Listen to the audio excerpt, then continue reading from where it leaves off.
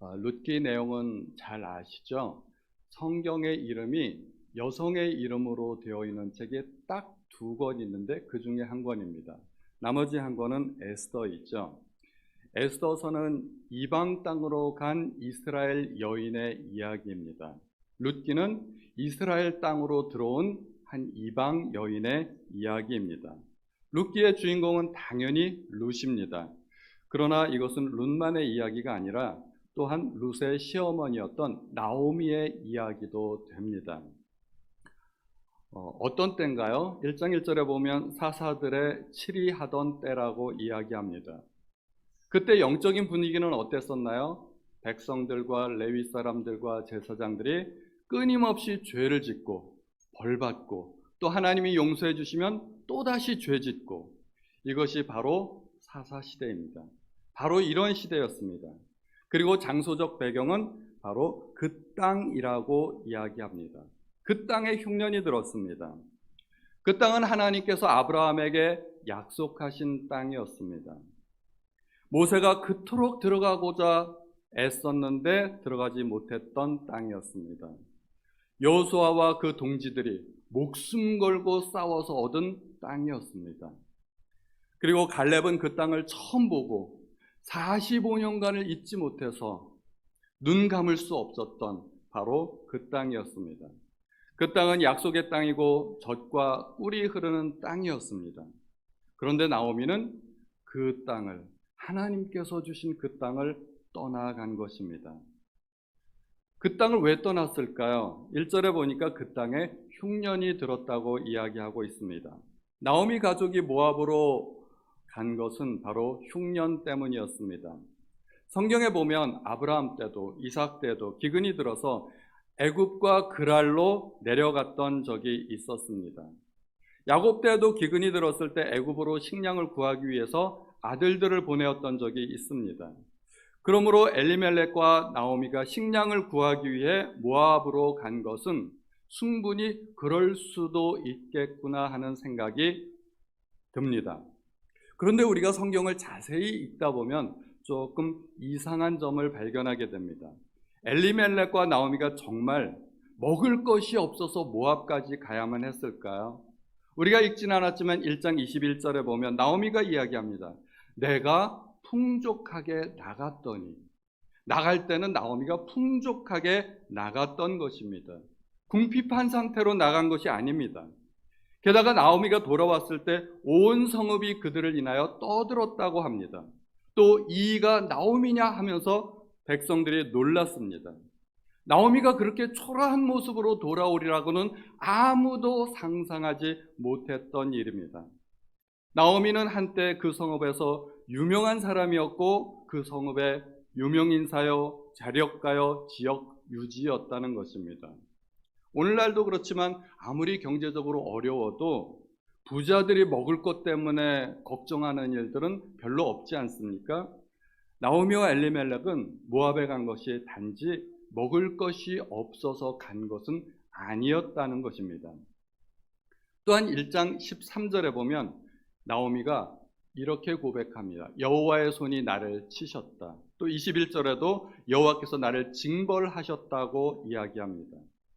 이 이야기는 나오미가 스스로 생각하기에 하나님 앞에 정당하지 못하고 떳떳하지 못한 어떤 것이 있다는 것입니다. 내가 당한 이 고난이 하나님으로부터 벌받았다고 생각하는 것입니다. 그렇다면 나오미가 베들레헴을 떠난 것은 단순히 흉년 때문이 아니라 뭔가 불순한 의도가 있었다고 우리는 생각할 수 있습니다. 또 나오미가 돌아왔을 때 나오미에게는 자기 땅이 없었습니다. 이스라엘 각 가문에는 여호수아 때부터 분배받은 각 지파별, 가족별 땅이 있었습니다. 그런데 나오미와 같은 유력 인사가 땅이 없었다는 것은 무슨 말일까요? 베들레헴을 떠날 때 그 땅을 모두 팔아버린 것입니다.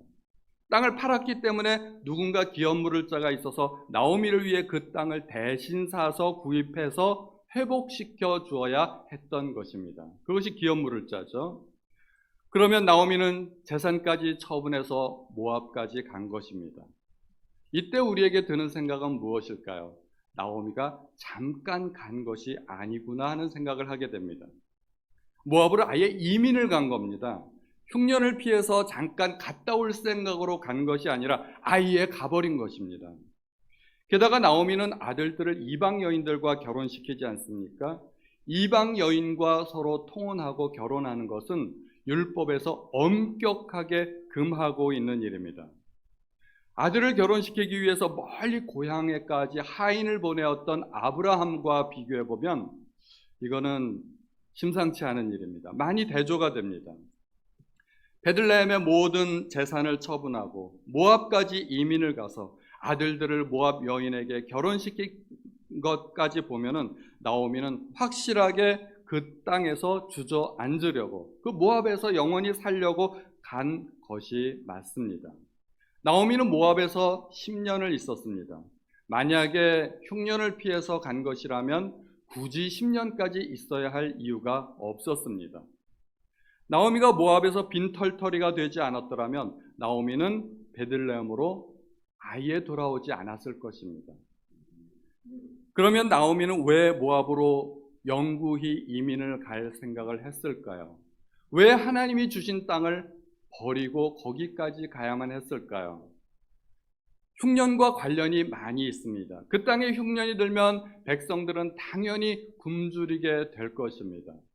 나오미 가족은 일단 굶주릴 걱정은 없어요. 그런데 주변에 많은 동포들이, 자기의 이웃들이 굶주리는 모습을 보게 될 겁니다. 이러할 경우 하나님의 백성은 어떻게 해야 할까요?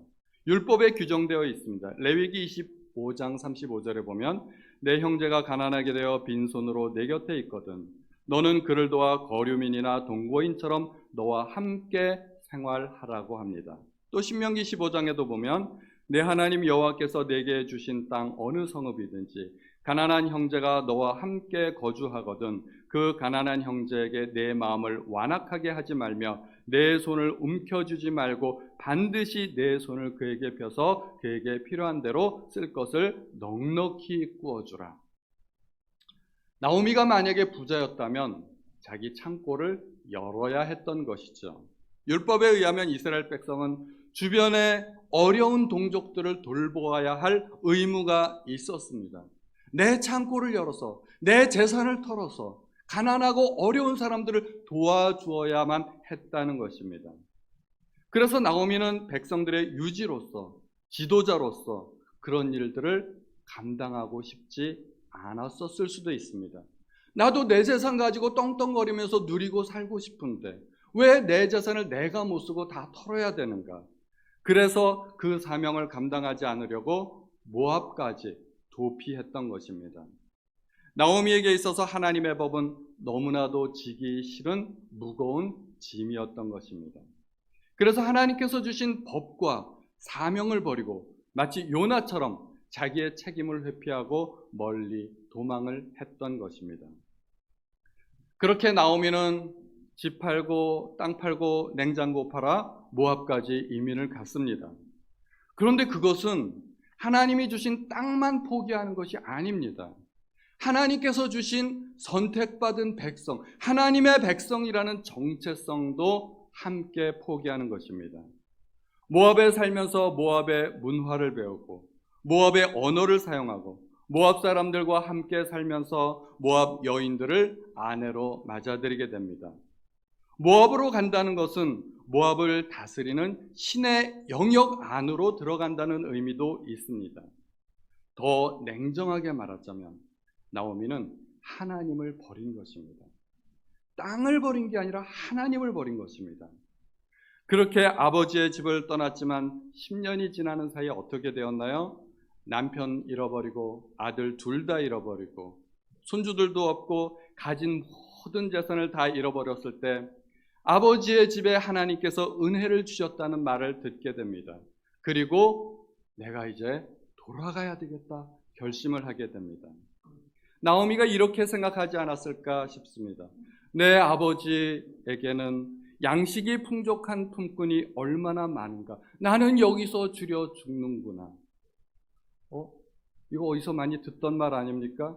이거 많이 듣던 말인데 신약에 이 말이 나오죠. 돌아온 탕자의 이야기입니다. 풍족하게 나갔다가 비어 돌아온다는 이야기입니다. 룻기 1장 21절에 보면 내가 풍족하게 나갔더니 여호와께서 내게 비어 돌아오게 하셨느니라. 딱 탕자의 이야기입니다. 그러니까 우리는 이제 깨닫게 되는 거죠. 신약에는 돌아온 탕자의 이야기가 있고 룻기는 돌아온 탕순이의 이야기구나. 머릿속에 딱 정리가 되지 않습니까? 풍족하게 나갔다가 비어서 돌아오게 되는 것입니다. 룻기의 이야기는 돌아오는 이야기입니다. 6절에서 12절에 보면 우리말 성경에는 잘 드러나진 않지만 돌아간다, 이 슈브라는 단어가 무려 12번이나 사용되고 있습니다. 그러므로 룻기는 이방 여인 룻의 믿음 이야기이기도 하지만 인간적으로 완전히 거덜난 나오미가 돌아오는 이야기라고 할 수 있습니다. 우리가 살다 보면 그런 느낌 들 때 있지 않습니까? 완전히 여기가 내 인생의 바닥이구나. 그런데 거기가 바닥인 줄 알았는데 알고 보니까 지하실이 또 있어요. 어쩔. 거기가 지하실이면 지하실로 끝나는 줄 알았는데 알고 보니까 지하 2층, 3층이 또 있어. 헐. 인생을 살다 보면 그럴 때가 있다는 것입니다. 그런데 하나님은 어떻게 하세요? 돌아오게 하세요. 그리고 회복시켜 주십니다. 가장 중요한 단어가 뭘까요? 돌아온다는 이야기입니다. 이제 회복된 나오미는 하나님께서 주신 사명을 다시 감당하며 살아가게 될 것입니다. 하나님은 왜 우리에게 은혜를 주실까요? 하나님은 왜 우리를 회복시켜 주시길 원하실까요? 하나님은 왜 우리가 돌아오기를 원하실까요? 우리도 감당해야 할 사명이 있기 때문입니다. 사울을 피해 도망가면 요나처럼 되고 또 나오미처럼 됩니다. 그러나 하나님은 돌아오게 하십니다. 은혜를 주시고 회복시켜 주십니다. 오늘 말씀을 통해서 하나님의 자녀로서 하나님께서 내게 주신 사명은 무엇인지, 또 어떤 일들을 내가 감당해야 되는지 한번 생각해 보시기 바랍니다. 우리는 나오미처럼 그렇게 부자라서 주변 사람들에게 물질적으로 도와주고 나눠주고 먹여 살리고 그래야 될 사명이 우리에게 있지는 않을 수도 있습니다. 그러나 우리 모두에게 하나님께서 주신 사명이 있습니다. 땅끝까지 가서 복음을 전하라는 그 사명 아니겠습니까? 오늘 그 말씀이 저와 우리 성도님들의 모든 사명이 될 수 있기를 예수님의 이름으로 축원드립니다.